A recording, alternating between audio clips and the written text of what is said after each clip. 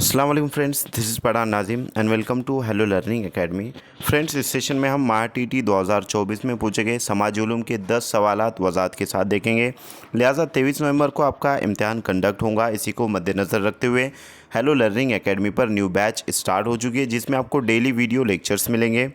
उसी के साथ आपको पीडीएफ नोट्स दिए जाएंगे और 4000 प्लस पीवाईक्यूज़ एंड एमसीक्यूज़ आपको प्रैक्टिस के लिए दिए जाएंगे। तो फ्रेंड्स, एक पेपर की फ़ीस 499 है और अगर आप दोनों पेपर ज्वाइन करते हो तो 799 उसका फ़ीस है। अगर आप इंटरेस्टेड हो तो नीचे दिए गए नंबर पर कांटेक्ट कीजिए और कोर्स को ज्वाइन कीजिए और जल्द से जल्द स्टडी स्टार्ट कीजिए। तो वक्त को ज़ाया ना करते हुए चलते हम क्वेश्चन की तरफ। क्वेश्चन है, मेमन किसे कहते हैं? मेमन यानी कि क्या? नंबर 1, जहाँ जंगलात में इजाफे के लिए आज़ादी दी जाती है। नंबर 2, जहाँ इंसानों को तहफ़्फ़ुज़ दिया जाता है। नंबर 3, जहाँ जानवर और परिंदे आज़ादाना घूमते फिरते हैं। और नंबर 4, जहाँ इंसानों का जानवरों के तशद्दुद से तहफ़्फ़ुज़ होता है, यानी कि जो इंसान होते हैं उनका जानवरों से हिफाजत होती है, तहफ़्फ़ुज़ होता है। तो लिहाजा फ्रेंड्स, ये जो क्वेश्चन पूछा गया है ये 5वीं जमात की जो माहौलियाती मुताल्लिक़ की बुक है उसमें से क्वेश्चन पूछा गया है कि मेमन किसे कहते हैं। तो ऐसी जगह जहाँ पर जानवरों और परिंदे आज़ादाना घूमते फिरते हैं उसको जो है तो मेमन कहा जाता है। ऑप्शन नंबर 3 करेक्ट आंसर रहेगा। नेक्स्ट क्वेश्चन की तरफ बढ़ते हैं। अगला सवाल है, किसी भी इलाके में ज़्यादा मरकूज़ियत हो तो हुकूमत लामरकूज़ियत पॉलिसी इख्तियार करती है, वजह बताइए। नंबर 1, एक ही इलाके की तरक्की सबसे ज़्यादा होती है। नंबर 2, दूसरे इलाके में वाफर मकदार में ज़मीन मुहैया होती है। नंबर 3, आबादी में यकसा तकसीम होने के लिए। और नंबर 4, सभी इलाक़ों की माशी तरक्की होने के लिए। तो फ्रेंड्स, किसी भी इलाके में ज़्यादा मरकूज़ियत हो तो हुकूमत लामरकूज़ियत पॉलिसी इख्तियार करती है, क्योंकि सभी इलाक़ों की माशी तरक्की होना चाहिए और सभी इलाक़ों की माशी तरक्की होने के लिए इस तरीके से किया जाता है। Option number last correct answer रहेगा। नेक्स्ट क्वेश्चन है कि काबिल नज़रअंदाज आबादी में इजाफ़े का मतलब डैश डैश है, यानी कि काबिल नज़रअंदाज जो आबादी में इजाफ़ा है उसका मतलब क्या है। नंबर 1, शरह पैदाइश ज़्यादा और शरह अमवात कम, तो आबादी में इजाफ़ा होता है इसकी वजह से। नंबर 2 है शरह पैदाइश कम और शरह अमवात कम, तो इससे जो है तो काबिल नज़रअंदाज आबादी रहेंगी, क्योंकि पैदाइश भी कम है और अमवात भी कम है। लिहाजा हिजरत यानी कि मुंतकिली, एक जगह से दूसरी जगह मुंतकिल होना काम कारोबार के अकॉर्डिंग। उसके बाद है कम शरह ख्वानदगी, यानी कि कम जो है तो ख्वानदगी वाले इलाके। लिहाजा इस क्वेश्चन का करेक्ट आंसर रहेगा ऑप्शन नंबर 2, शरह पैदाइश कम और शरह अमवात कम, तो इसे काबिल नज़रअंदाज आबादी कहेंगे। ऑप्शन नंबर 2 करेक्ट आंसर है। नेक्स्ट क्वेश्चन है कि मंदरजे झेल में से कौन सा जो है तो उनसर इलाक़ाई तरक्की के लिए ज़्यादा साजगार है। नंबर 1, काबिल रसाई दरिया।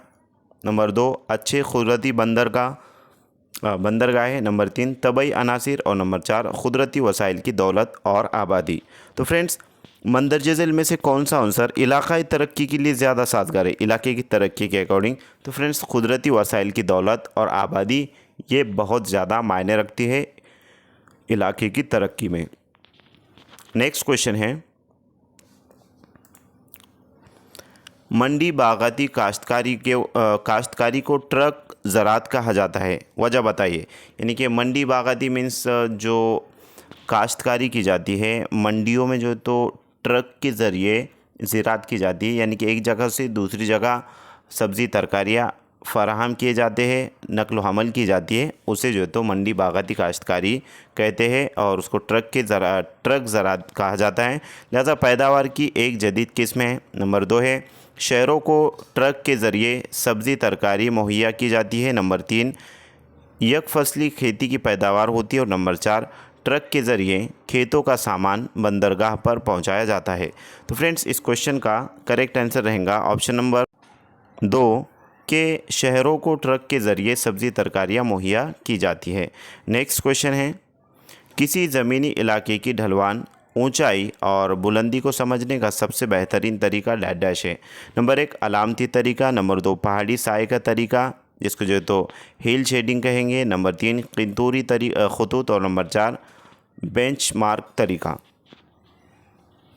तो फ्रेंड्स किसी ज़मीनी इलाके की ढलवान, ऊंचाई और बुलंदी को समझने का सबसे बेहतरीन तरीका जो है, लिहाजा वो है किंतूरी खतूत का तरीका। ऑप्शन नंबर 3 करेक्ट आंसर रहेगा। अब किंतूरी खतूत किसे कहते हैं वो भी जो है तो हम देख लेते हैं।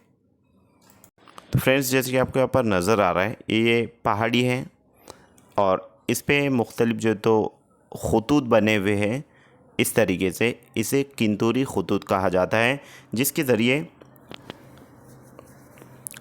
लिहाजा ज़मीन इलाके की जो ढलवान है, ऊंचाई और बुलंदी है, उसको समझना आसान होता है और समझने के लिए सबसे बेहतरीन तरीका यही है। नेक्स्ट क्वेश्चन की तरफ बढ़ते अगला सवाल है कि 1 इंच = 3 मील इस लफ्ज़ी पैमाने की अददी पैमाने में तब्दीली दर्ज झेल में से कौन सी है बरतानिया काई निज़ाम के लिहाज से? नंबर 1 की निस्बत 63.360। नंबर 2 1 की जो तो निस्बत है 316800। नंबर 3 1 की निस्बत जो है तो 190080 और 1 की निस्बत जो है तो 108। इस तरीके से जो तो क्वेश्चन पूछा गया है, लिहाजा इस क्वेश्चन का करेक्ट आंसर रहेगा ऑप्शन नंबर 3 के 1 की निस्बत 190080। Option number 3 is correct answer. Next question की तरफ बढ़ते अगला सवाल है कि आतिशी चट्टानों में मादनी दौलत वाफर है जबकि महाराष्ट्र में हर जगह मादनी ज़खायर नहीं पाए जाते, क्यों?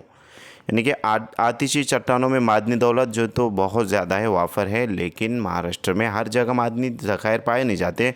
उसकी क्या वजूहत है, क्या वजह है? नंबर 1 है आतिशी चट्टानों में मादनियात तमाम इलाकों में नहीं पाई जाती। नंबर 2 महाराष्ट्र का ज़्यादातर हिस्सा दक्कन की ढाल शेल्ट के इलाके पर जो तो मोहित है। नंबर 3 महाराष्ट्र के चंद इलाकों में आतिशी चट्टानें पाई जाती है। और नंबर 4 महाराष्ट्र के कई हिस्सों में ज़रख़ेज़ ज़रई मिट्टी पाई जाती है। तो फ्रेंड्स इस क्वेश्चन का करेक्ट आंसर है ऑप्शन नंबर 2 कि महाराष्ट्र का ज़्यादातर हिस्सा दक्कन की ढाल यानी कि शेल्ट के इलाके मोहित है।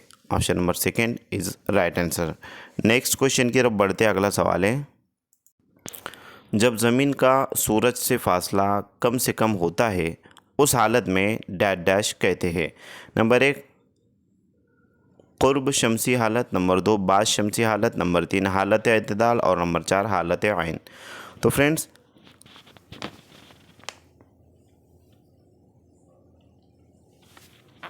जब ज़मीन का सूरज से फासला कम से कम होता है उस हालत को लिहाजा क्या कहा जाएगा? क़ुर्ब शमसी हालत या फिर बाद शमसी हालत, हालत एतदाल या हालत आइन। तो फ्रेंड्स उसको जो है तो क़ुर्ब शमसी हालत कहा जाएगा। ऑप्शन नंबर 1 करेक्ट आंसर रहेगा। नेक्स्ट क्वेश्चन है नहर सुइस बहुत अहम है, क्यों? यानी कि नहर सुइस जो है वो क्यों इम्पोर्टेंट है, क्यों जो है तो अहम है? ऑप्शन नंबर 1 है ये सतह समंदर पर वाक़। नंबर 2 ये मुंबई और यूरोपीय मुल्कों को जोड़ती है। नंबर 3 उससे वक्त और फासले की बचत होती है। और नंबर 4 ये खानगी रास्ता है। तो फ्रेंड्स इस क्वेश्चन का करेक्ट आंसर है ऑप्शन नंबर 3 कि इससे वक्त और फासले की बचत होती है। तो फ्रेंड्स आज के लिए इतना काफ़ी है। मैं उम्मीद करता हूँ कि आपको तमाम तर क्वेश्चंस अच्छे से समझ में आ गए होंगे और ये जो डेली सेशंस है ये डेली सेशंस जो तो आपको मिल ही रहे। लिहाजा अगर आपको वीडियो अच्छी लगे तो वीडियो को लाइक ज़रूर करें, बेल आइकन को प्रेस करें ताकि आने वाली वीडियो की नोटिफिकेशन आप तक पहुँचे और इस वीडियो को अपने फ्रेंड सर्कल में ज़्यादा से ज़्यादा शेयर करें। Thank you for watching and listening my video. Thank you very much Indeed for your cooperation and have a nice day.